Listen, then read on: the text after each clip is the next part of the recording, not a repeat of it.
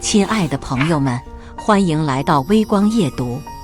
追了我整整2年的女生，在我答应交往的第3天就提出了分手。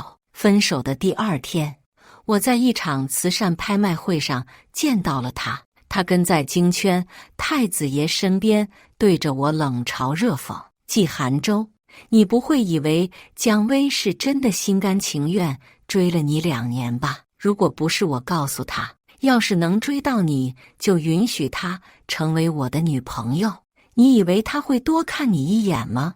面对众人的冷笑，我只是随手给我的亲生父亲打了个电话：“我答应你回家继承家业，唯一的条件是把冒牌货赶出去。”接下来开始我们本期故事，记得点击订阅并开启小铃铛。姜薇追求我这件事情，学校里几乎无人不知。我原本以为她和我从前见过的所有女生一样，不过是心血来潮、新鲜感上头而已。所以面对她信誓旦旦地说一定会将我追到手这样的话，并没有放在心上。却没有想到姜薇一追便是整整2年。说不心动是假的，可我本是孤儿，靠着自己勤工俭学和挑灯夜读，才有如今的生活。恋爱在我的生命里一直都是虚无缥缈的存在，我不知道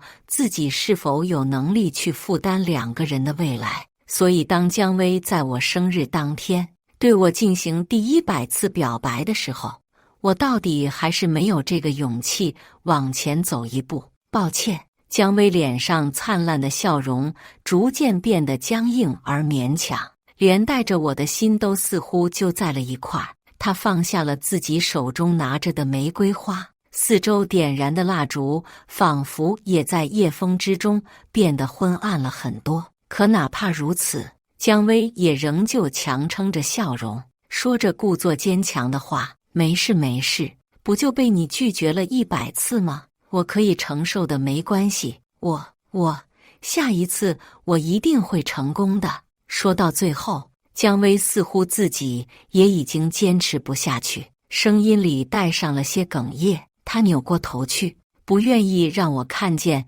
她眼中的泪水，胡乱用手背擦拭了一下自己的眼睛之后，才又一次看向我。天边月光清亮，照着她的眼睛，泪光闪闪，犹如一汪春水。季寒舟，下一次你一定要答应我，好不好？姜薇的嘴角边带着笑意，但这一份笑容看上去却比哭还要难看。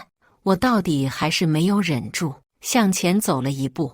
而只要踏出第1步，接下去的一切就会轻松很多。我走到姜薇的面前，伸手小心擦拭掉了她眼角的泪水，轻声问道：“姜薇，我只是一个孤儿，或许给不了你什么，和我在一起会很辛苦。即使如此，你也愿意和我在一起吗？”姜薇破涕为笑，用略带责备的语气说道：“我在你眼里就是这样虚荣的人吗？季寒舟，我喜欢你，只是喜欢你的人，和其他一切都没有关系。”他抬起头，深情地看向我，那双眼睛里只有我一个人的倒影。“那姜薇，我们在一起吧。”姜薇的眼睛顿时亮了起来，欢呼了一声之后扑入了我的怀抱之中。我和姜薇在一起的事情其实没什么人知道，因为她还是一如既往地跟在我的身后。唯一的不同大概就是我会主动给她带早午饭，接她下课。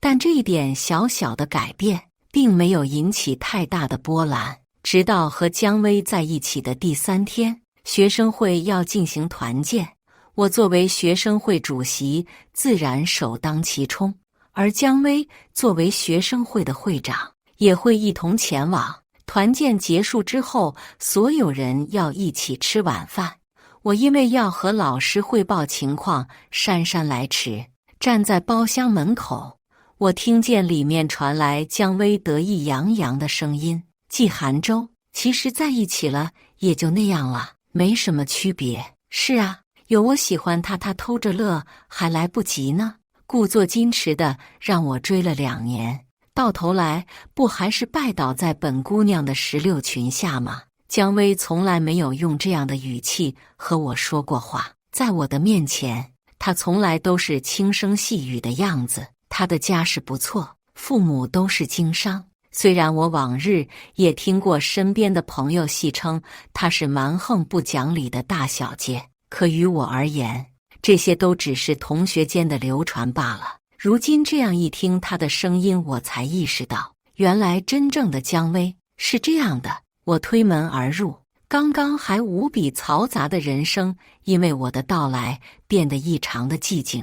姜薇坐在所有人的正中间，那些昔日对我客气礼貌的同学们将她团团围住，脸上还带着尚未来得及收回去的谄媚的笑意。见我来，姜薇的神情也没有丝毫的愧疚，她仍旧懒散地坐在椅子上，挑眉看向我，然后用漫不经心的语气说道：“被你听见了啊，那就没办法喽。分手吧，季寒舟，玩玩而已，别太当真。”他从椅子上站起来，路过我身边的时候，甚至还轻轻拍了拍我的肩膀，就好像2年里我缓慢升起的情谊，在姜薇的眼中不过是一场笑话罢了。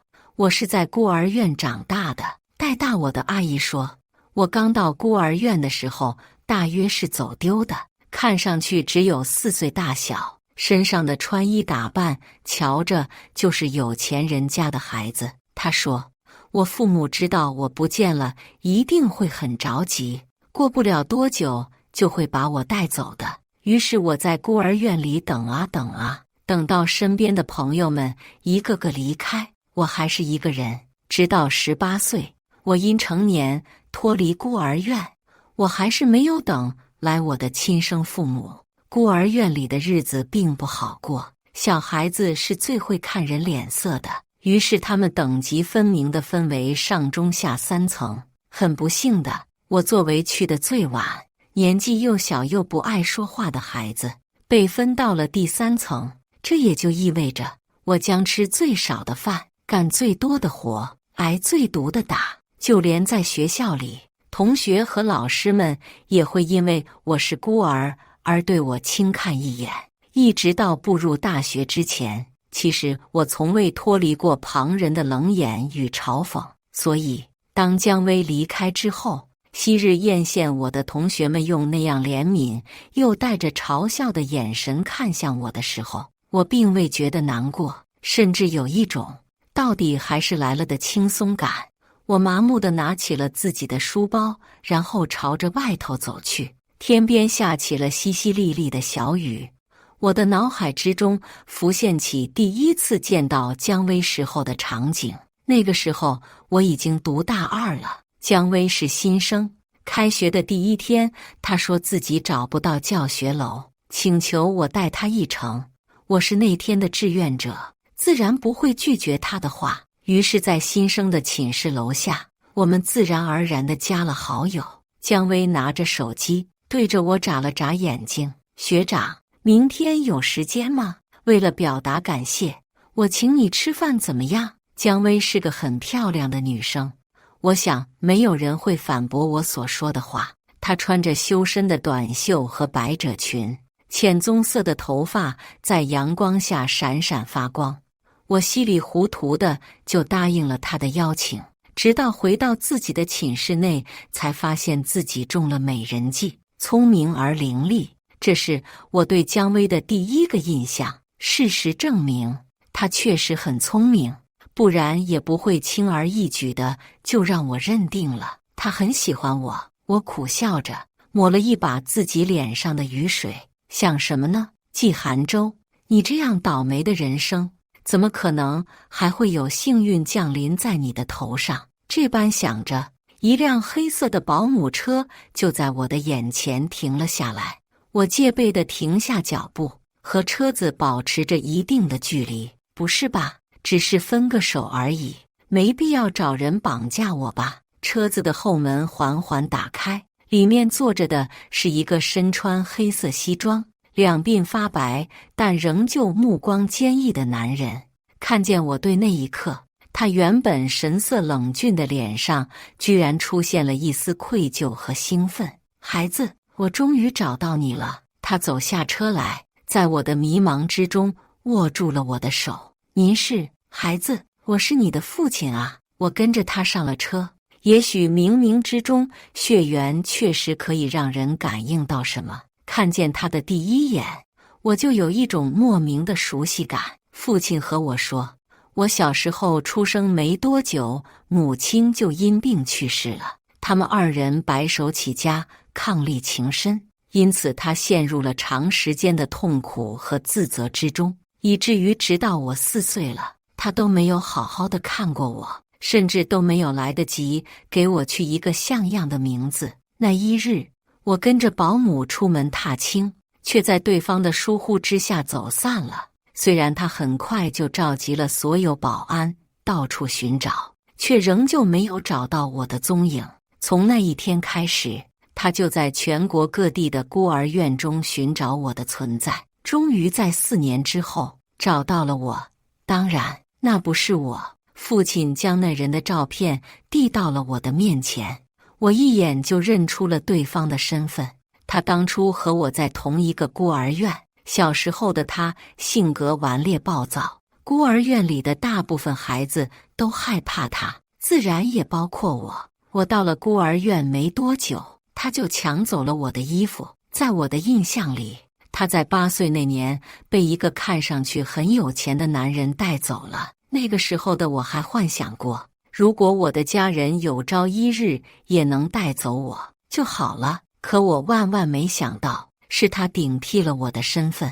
父亲握着我的手，那双浑浊的眼睛里含着泪水，他的另一只手轻轻抚摸着我的脸，身体颤抖。孩子，你都长这么大了，这些年你过得还好吗？是爸爸对不住你，如果你妈妈还在世，一定也不会原谅我的。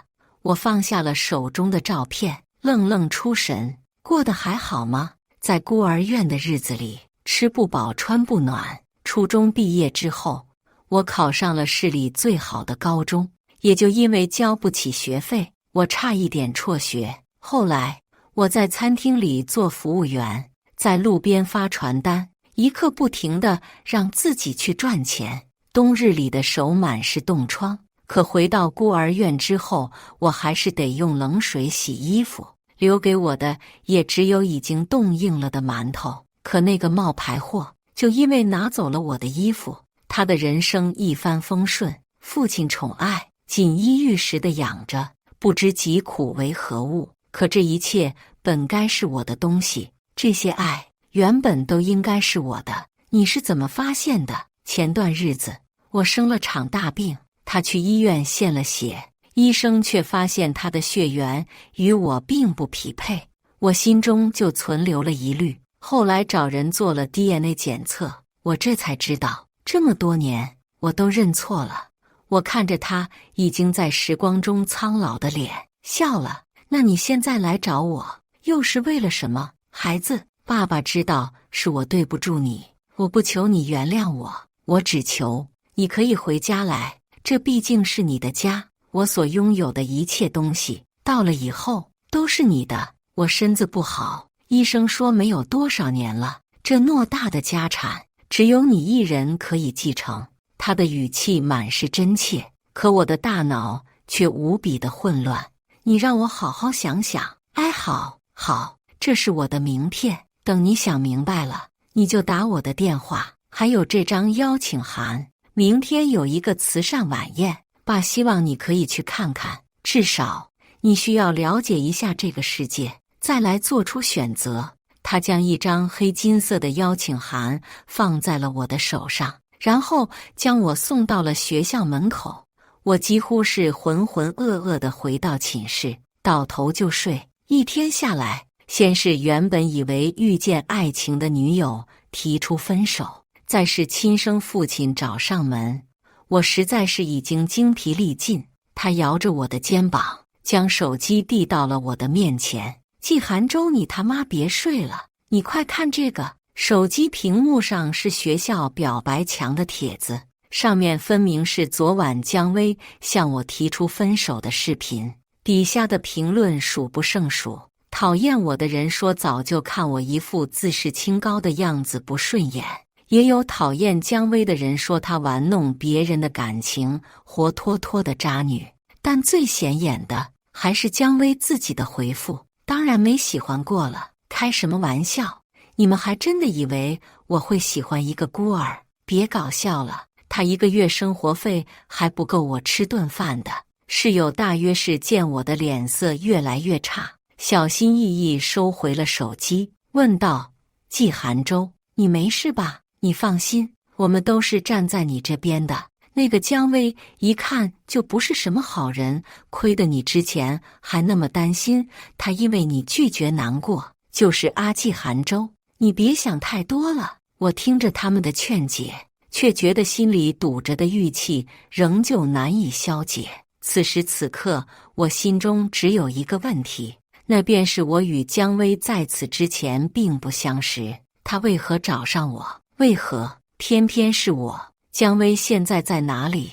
看她朋友圈，好像是说晚上有个什么慈善晚宴。哎，季寒舟，你去哪儿啊？还没等室友说完，我已经拿上桌子上的门票出门了。距离慈善晚宴开始还有几个小时的时间，我需要在此之前拿到一身西装。思来想去，我还是拨打了名片上的电话。男人听到我的来意之后，只让我在校门口等着。没过多久，昨晚上曾见过的黑色保姆车就又一次停在了我的门口。戴着金色眼镜的男人对我露出了友好的笑意：季少爷，我是季总的助理，我来带您去购买合身的西装。我有些不太习惯他的称呼，但还是礼貌地点了点头，上了车。保姆车一路飞驰到了市中心的定制西装店铺，我很快就挑选好了一件纯黑色的西装，接下去便是测量尺寸。在季家金钱的加持之下，原本需要几日才能做好的衣服，短短几个小时就递到了我的手上。连着西装一起的还有一张黑卡，这是季总让我交给您的，晚上若是有看得上的东西，直接刷卡就好。我犹豫片刻之后，到底还是收下了那张黑卡，替我谢谢他。助理看上去似乎是完成了一件了不起的大事，长出了一口气。季少爷上车吧，我送您去晚宴现场。好。一路上他同我说了很多，期间不乏有在我的父亲知晓自己身边不是自己的亲生孩子之后，心中的愧疚和痛苦之色。我从孤儿院离开之后，就很少与他们有联系，可想而知，他在这样短的时间内找到我，应当也是花了功夫的。我知道当初弄丢我不是他的本意，只是一时之间，心中难免觉得有些委屈。原本我也应该是在充满着爱意的家庭中长大的，就算母亲已经离开，至少我还有父亲，而不是被他们骂了这么多年的孤儿。保姆车在晚宴门口缓缓停下，外面的车子很多，大部分都是曾经我只在电视剧里见过的豪车。我的心脏陡然之间跳得激烈起来，就连身体都绷紧。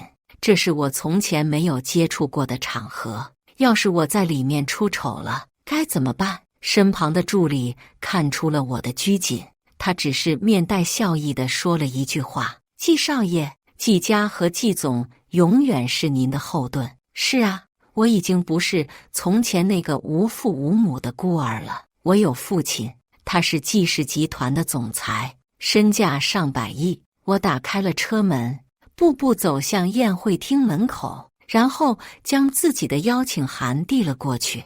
那门口的保安看了眼我的邀请函之后，立刻睁大了眼睛，然后面带着有些讨好的笑意弯下腰来，请进。厚重的金色大门被他打开，我走进了那个奢侈而金碧辉煌的世界之中。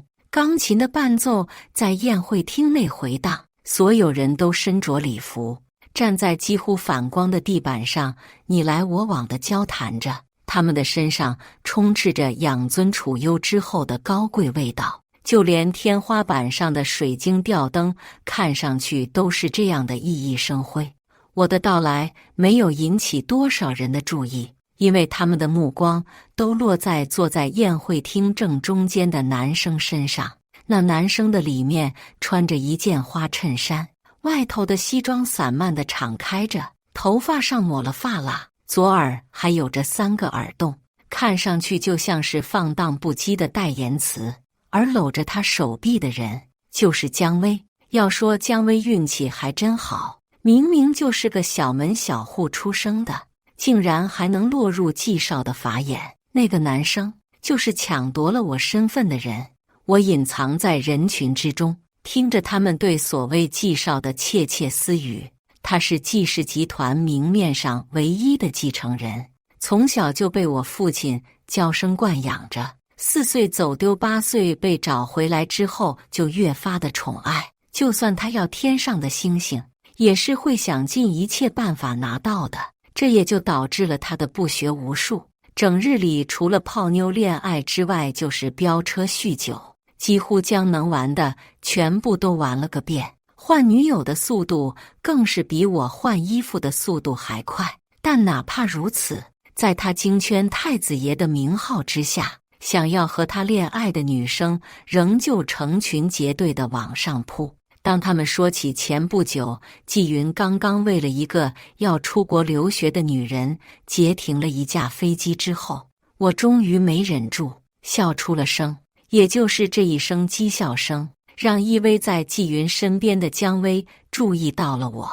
她原本幸福的笑容在此刻完全消失，脸色也变得阴沉起来。纪寒舟，你怎么在这里？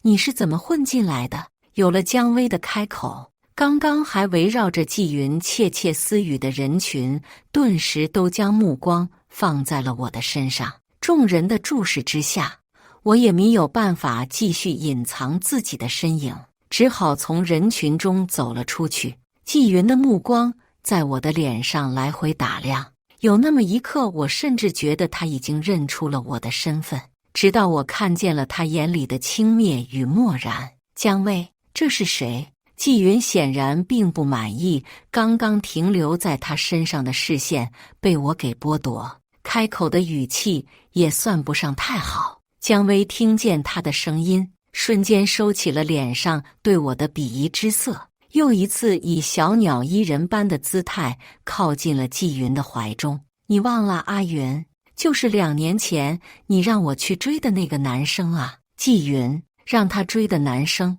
我不敢相信自己听见的话，一时之间有些迷茫。姜薇，你说什么？是纪云让你来追我的？我往前走了一步，追问着姜薇，但她只是用漫不经心的目光扫了我一眼，像是和我多说一句话都是在浪费生命。倒是纪云一副恍然大悟的模样，我想起来了，就是那天在你学校门口我随手指的那个男生是吗？听说你和姜薇前几天在一块儿，然后又被甩了，你不会真的以为姜薇喜欢你吧？她只是为了夺取一个和我恋爱的机会罢了。你叫什么来着？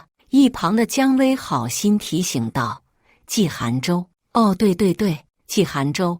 纪云从椅子上站起身，朝着我走来，然后停留在了距离我几步远的地方。你不会以为和我一样都姓纪，就意味着和我的身份也一样了吧？区区平民而已，能被姜薇追上2年，也就是你的人生巅峰了。未来的每一天，你都记得好好回味吧。纪云嘲笑着，伸手搂住了姜薇的腰，从我的身边擦肩而过。我的耳畔不断传来其他人的嘲讽声。什么啊？我还以为是纪家私生子呢，原来只是个平民啊！谁说不是呢？也不知道是怎么混进来的，不会是爬狗洞吧？真是笑死了！我还想看他和纪少互掐呢，现在看看，完全是单方面的碾压。拜托，那可是季少，谁敢和他互掐啊？季云显然很享受这样众星捧月的日子，嘴角的笑容就没有下去过。我原本想着，他做了这么多年的季家独子，这样多年的季云，这样久我父亲的儿子，若是发现我的到来，想必也没有办法接受。可如今看来，他根本配不上这个位置。季云，我叫住了他，你还记得季云的身份是怎么来的吗？季云停下脚步，回头看向我，脸色阴沉。我原本以为他是想起了自己原本的身份，因为心虚，所以才对我的话有这样大的反应，却没想到他只是因为我直呼了他的名字而已。谁给你的胆子直呼我的名字？这一次他连姜薇都不管了，直接抽出了自己的手臂，任由姜薇穿着高跟鞋差点摔倒在一边。季云大步走到我的面前，伸手就直接拽住了我的衣领。他的脸上哪里有养尊处优之后的贵气，活脱脱就像是个地痞流氓。我忍不住皱眉问道，你爸给你取这个名字不让人叫，为了什么？以后死了让人叫魂吗？身边不知道是谁轻笑出声。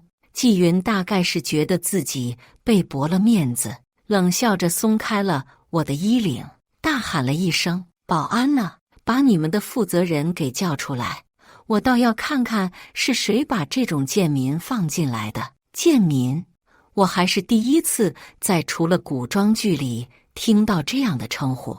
我漫不经心地打理着自己的衣领，一个穿着制服的男人已经立刻穿越人群来到了季云的面前。季少，您找我。姜薇已经重新来到了季云的身边，他似乎是崴了脚，一张脸疼得惨白，但还是强撑着抬起下巴，做出一副不可一世的模样。把这人给我赶出去。好的，季少。负责人没有过问原因，直接挥了挥手，就有2个彪形大汉来到了我的身后。凭什么？就因为我喊了你的名字？负责人对我使着眼色，压低声音道，别再说了，得罪了季少，谁都不能救你。我反问，季总也不行吗？那负责人一副看傻子的模样看着我，我没有特意压低声音，所说的话在场所有人都听得清楚。季云大笑出声，眉眼里是不可一世的傲气。季总，你以为你是谁啊？凭什么我爸帮你不帮我？凭我是他的儿子。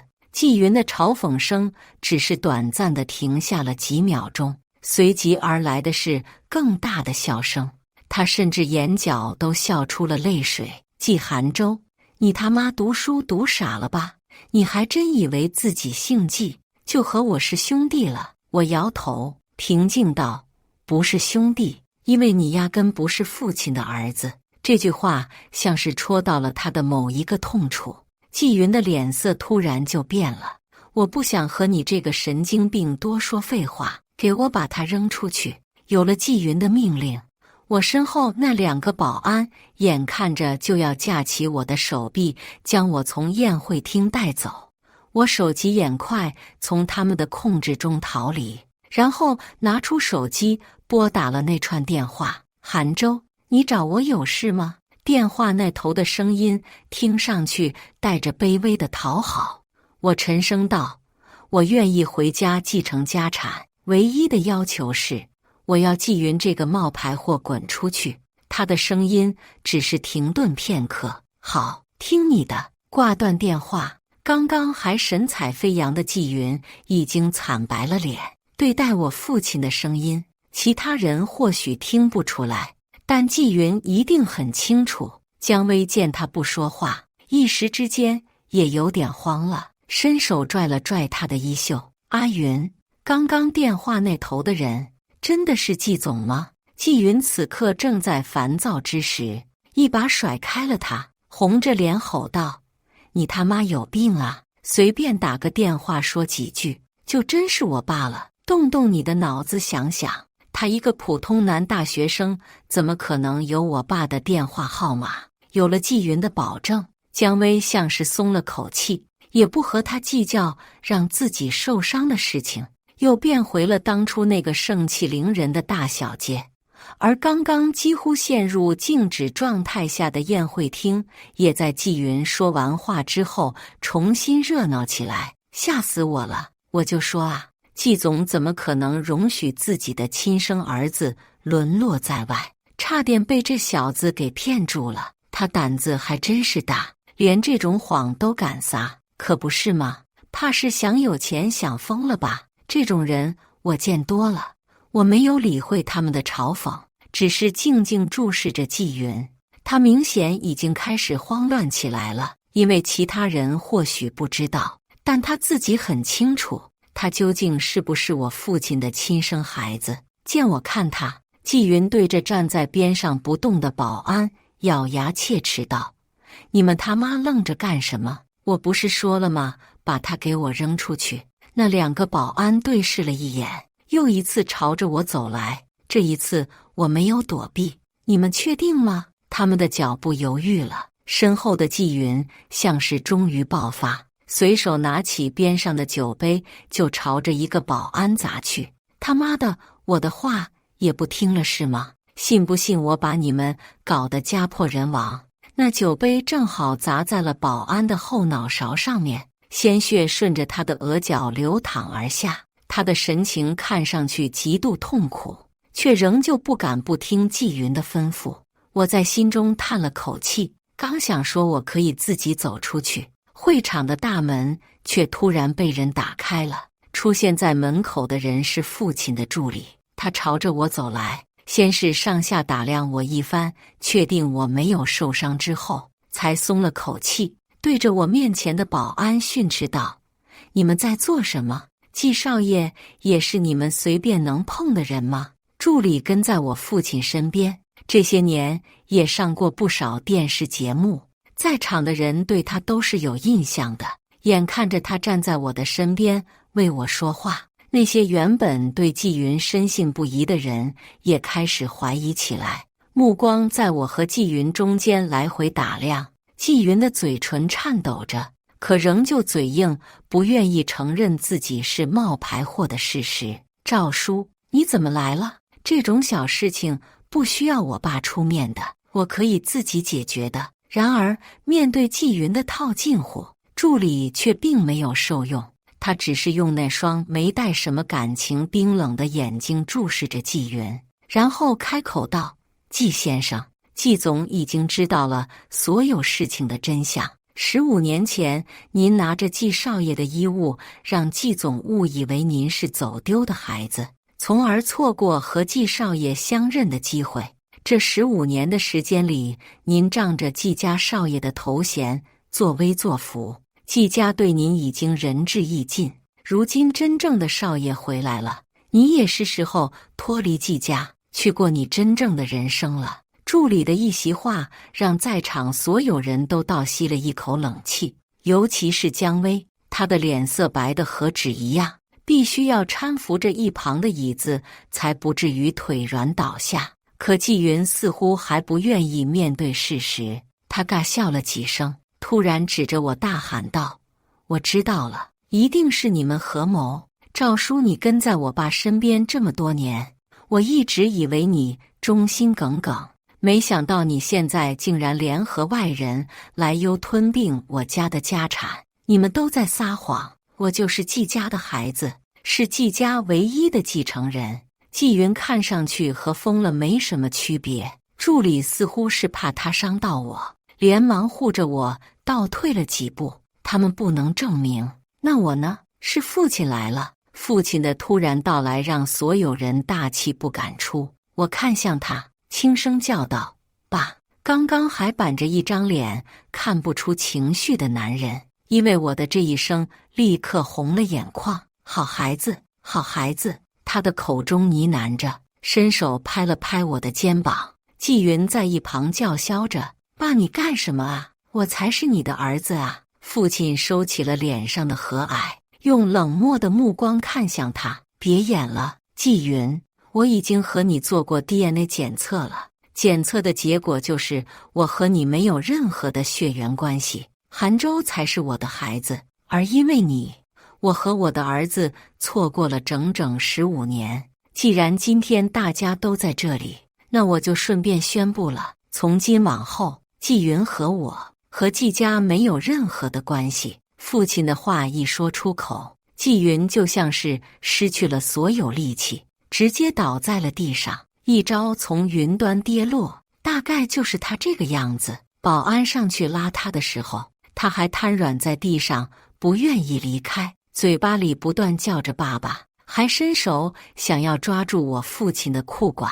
爸，你不能这样对我，我跟了你15年啊，爸，就算我们没有血缘关系，但15年的时间，你就没有一点点心软吗？爸！纪云的惨叫声最终被重重关上的大门掩盖。父亲重新看向我，眼神里满是欣赏和喜悦。重新给大家介绍一下，这位是我的儿子纪寒舟。虽然在外流浪了这么多年，但他仍旧凭借着自己的努力，活得很出色。寒舟，爸爸以你为荣。他的嘴角带着笑容，我看得出来，他所说的每一句话都是真的。他很爱我，或者说是因为很爱我的母亲，而今对我的爱意不过是从我母亲上的延续，也是因为我的优异足够给纪家带来商业上的价值。这一场慈善晚宴以我和纪云的荒诞喜剧开始，我的身边不断有恭贺之人面带笑意地上来问好，完全看不出他们方才是如何的嘴脸。人站在高处了，看见的就全部都是笑容。我也没有因为方才的闹剧而板着脸不与他们社交，毕竟未来或许某一天我也需要他们的帮衬。直到慈善晚宴快结束的时候，我才有了松口气的时间在边上偷懒。偏偏到了这个时候，姜薇重新找到了我，她似乎忘记了我们之间发生的一切，脸上还带着笑意，手中拿着红酒杯，看上去格外端庄的模样。寒舟，姜小姐找错人了吧？你的男朋友刚刚被扔出去了，你不去见见？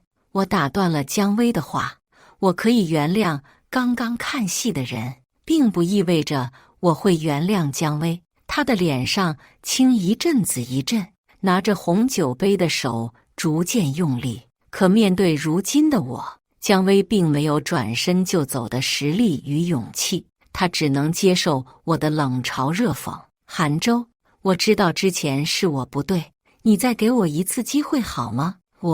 那些事情都是纪云让我做的，你知道他之前的身份，如果拒绝他，我会被玩得很惨。寒舟，那不是我的本意啊！姜薇说着，还想要上手拽我的衣服，我后退了一步，他因没有站稳，直接倒在了地上。众人朝着我们看来，却没有一个人敢走上前拉他一把。我将手中的红酒倾泻而下，倒在了他的头上。姜薇，你也不过如此啊！慈善晚宴的事情不知道怎么竟然传了出去，这下全校所有人都知道我是纪氏集团的继承人。当然最开心的还是我的室友，他们叫嚣着自己以后的工作有保障了。大4那一年，我正式进入了公司实习。父亲为了弥补我这10几年的父爱，对我百依百顺，每一次都让我哭笑不得。我听人说，纪云在离开纪家之后过得并不好，他的学历不高，又因为常年的养尊处优，根本吃不了苦，没多久就花完了身上所有的钱，最终只能去上班养活自己。可那些工作，他不是嫌弃工资低，就是嫌弃太累了，在一个地方待不了1个月就会辞职，一直到最后都碌碌无为。至于姜薇，他父亲眼看着姜薇已经将我得罪死了，马不停蹄地开始培养自己的第2个女儿。一个公司商业危机，竟然将姜薇送到了一个40几岁老板的床上。但这些与我已经没有多少关系了，因为那个时候我已经正式继承了公司，成为了季总，而我曾经的经历只会让我更加珍惜现在的一切。感谢大家的观看，本期故事精彩吗？欢迎大家在下方评论区吐槽。如果你喜欢这类故事，记得点击订阅微光夜读，并分享给更多的人，这会对我帮助很大。再次感谢大家的观看。